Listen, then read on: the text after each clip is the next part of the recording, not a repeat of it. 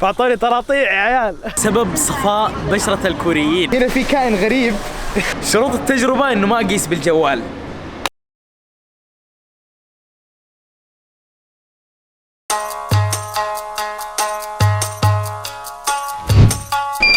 اغلب الدول الاسيويه تلاقيها على بحر ولا على مصب نهر، فعشان كذا ياكلوا كل شيء داخل الماء، وتشوف انواع مأكولات غريبه اتوقع حتى الصدف ممكن يلحسوا. فمرحبا بكم حبايبي في اكبر سوق سمك في كوريا، بالضبط في مدينه سول.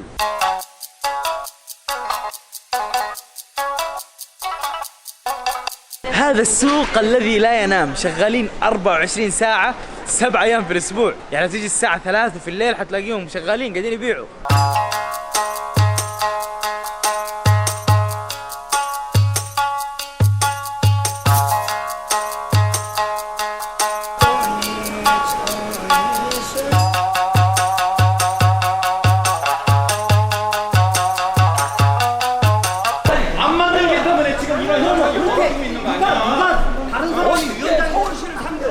اللي كنت فيه قبل شوي هذا السوق القديم، وهنا السوق الجديد انظف وارتب، ريحه اقل، ما في مضاربات. هنا في كائن غريب.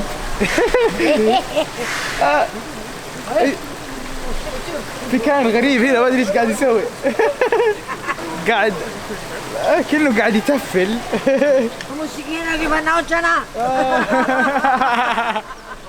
هذا الظاهر قالت نكته بالكوري. سبونيام. اتس ديليشيس.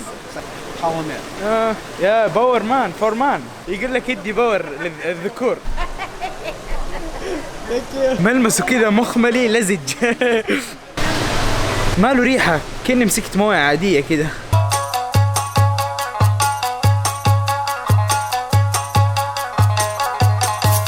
هذا اخطبوط، هذا اخطبوط كبير، شوفوا رجله قديش. والله السمك يحزن يا اخي، حاشرين امهم في صندوق صغير زي كذا، تلاقيهم فوق بعض حتى ما هم قادرين يتنفسوا.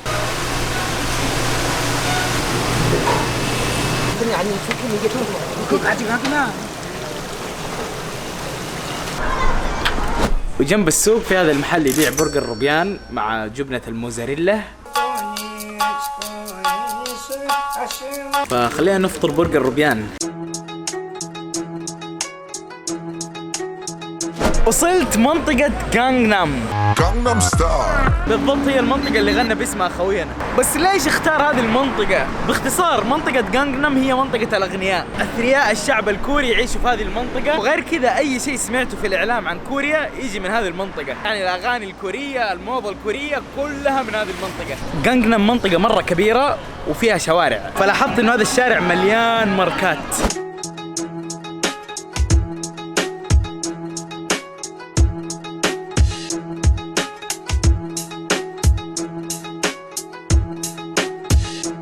ما هو سبب صفاء بشرة الكوريين؟ صراحة كنت أتساءل كثير بخصوص هذا الموضوع، إلين جيت وزرتهم وركزت. يستخدموا ماسكات البشرة بشكل مرة كبير، بس مو هذا السبب.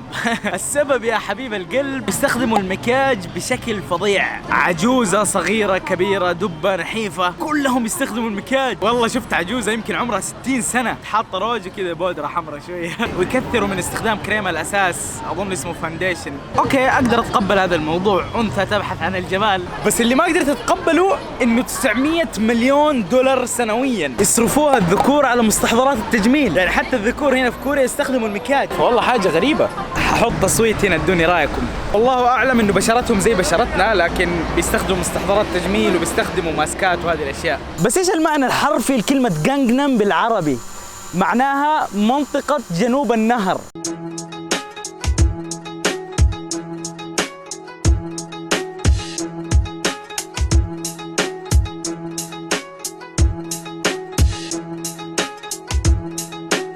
وهذا هو نهر الهان، من أكبر الأنهار في كوريا ومن أجملها. في جزء من النهر في كوريا الشمالية وجزء في كوريا الجنوبية. كوريا الجنوبية مستغلينه صح، تقريبا بانين 20 جسر فوقه. هذيك المنطقة هي سول القديمة، وهنا سول الجديدة اللي فيها منطقة غانغنام والعيال.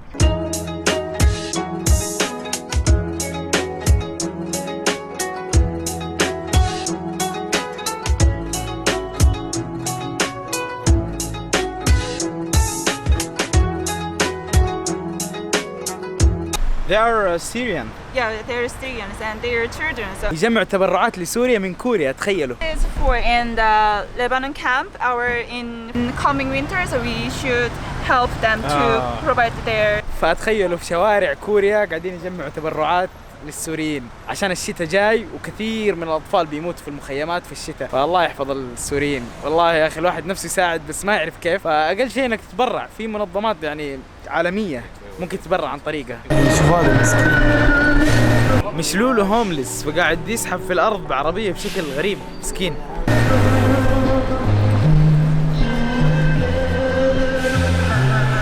وصلت أكبر مكان ممكن تلاقي فيه له أشياء تقنية في كوريا. اسم المكان صعب فحكتبه هنا.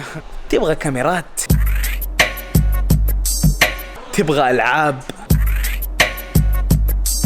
ولا كمبيوترات، ولا شاشات. جيت هنا بشتري بطارية لهذه الكاميرا لأنه بطارية واحدة ما تكفيني. كيف بداية اليوم أول ساعتين تصوير تخلص، فاضطر إني أجلس تحت شجرة أقعد أشحنها بالباور بانك. حتى عندهم في أسماء رخيصة للمحلات. اسم المحل سامسونج ايفون جالاكسي نوت. This is second hand. في النهاية جوالات مستخدمة. بعض الكوريين يزوروا العرافين اللي هم يقولوا لك المستقبل ويقولوا لك حياتك كيف، فهذه المحلات اللي ورايا هي حقت عرافة.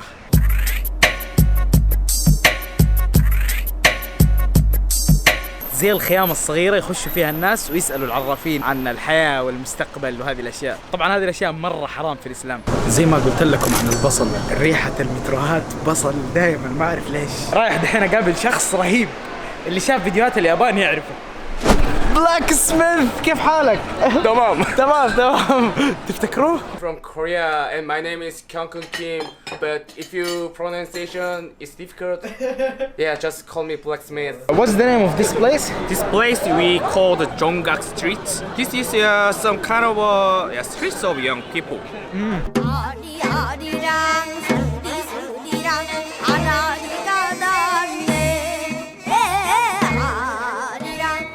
بلاك سميث فين جايبنا؟ يا مطعم رهيب. مطعم رهيب. طيب يلا خلينا نخش. ايش اسم الأكلة هذه يا سميث؟ جيم تاك. والله شكلها زي الكبسة يا صاحبي. ميزة الأكلة هذه إن النودل نفسها شفافة وطعمها الصراحة والله رهيب. ثوم وبصل وفلفل وبهارات إدام، حاجة رهيبة يا أخي. بلاك سميث بالله خلينا أدفع يا لك. عليه الطراق ما أدري بقى. أنواع الأكل الشعبي هنا كلها موجودة، والمكان كذا مليان صخب وشباب وزحمة. لقيت عائلة هندية هنا. يا هند. فأعطوني طراطيع يا عيال.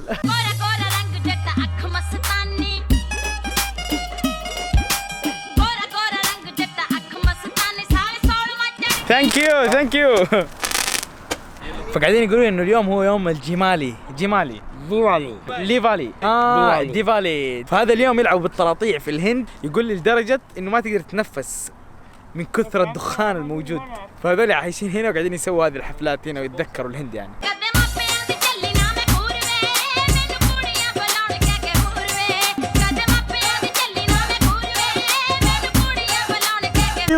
باي. ثانك يو بلاك سميث، والله مرة انبسطت معاه. بشكل عام الشعب الكوري جدا جدا جدا جدا لطيف، ولكن إذا تعرفهم شخصيا أو تعرف تتكلم بلغة يفهموها. غير كذا إذا ما في لغة تواصل حيخافوا منك. وبعض الناس يحسوهم متكبرين لكن هم ما هم متكبرين، هم يخافوا يتكلموا معاك. اذا ما يعرف لغتك او ما يعرف يتكلم انجليزي تيجي تكلمه كذا حيسوي لك عارف انه لا تكلمني، يعني ما ابغى انحرج. خلاص وصلت البيت. انا في الدولة اللي فيها اسرع انترنت في العالم. في عام 2017 كوريا اخذت المركز الاول على مستوى العالم من ناحية سرعة الانترنت، فاسرع انترنت في العالم في كوريا. فحسوي تجربة بسيطة، اي مكان اروح اقيس سرعة النت واوريكم هي. شروط التجربة انه ما اقيس بالجوال، يا رب ما انكسر. اقيس باللابتوب لانه دائما الجوال يديك سرعه منخفضه مو زي سرعه اللابتوب. بعض الاماكن العامه تلاقي شبكات مفتوحه، الصراحه ما اعرف هل هي الحكومه مسويتها ولا شركات. في هذه الشبكه اللي هي كي تي فري واي فاي، وبعد عناء اخيرا اشتغلت.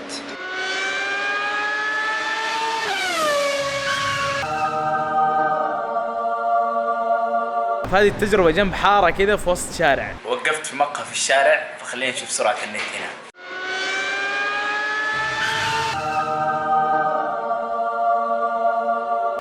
احس الجهاز بينفجر من السرعه الخارقه. بس على فكره انا جالس جنب الموديوم في الدرج فمره صاروخ. هذا كافي ثاني، خلينا نجرب النت.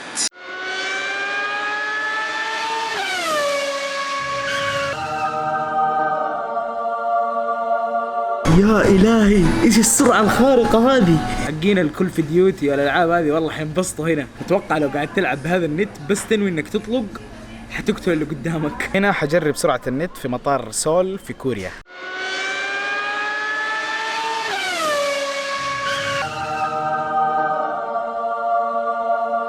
سرعات خارقة يا أخي. اشبك على شبكة البيت ونشوف كيف سرعة النت. فوق السرير شبكت على الشبكة. جو.